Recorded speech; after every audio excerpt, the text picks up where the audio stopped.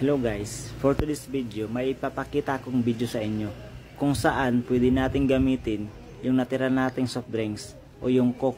Gamit ang coke, mayroon tayong malalaman o matututunan sa paglilinis gamit ang coke. Tara, tignan natin. Huwag itapon ang natirang coke, mayroon itong mga nakatagong gamit.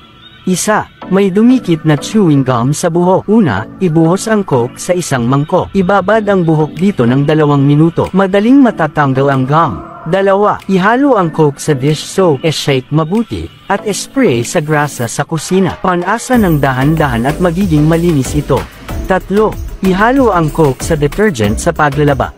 Tinatanggal nito ang amag at mildew. Apat, ihalo ang coke sa puti ng itlog. Ibinabalik nito ang kinang ng stainless steel.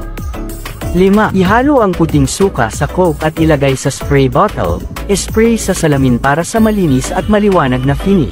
6. Ihalo ang coke sa powder detergent at shake mabuti. Spray sa mancha sa inidoro. Agad na mawawala ang amoy at mancha. 7. May kalawang na susi. Ilagay lang ito sa mangkok. Idagdag ang coke at puting suka, at ibabad magdamag. Magiging kasing linas ng bago ang mga susi.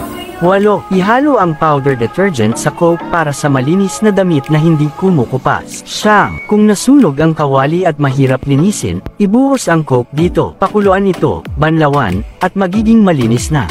10.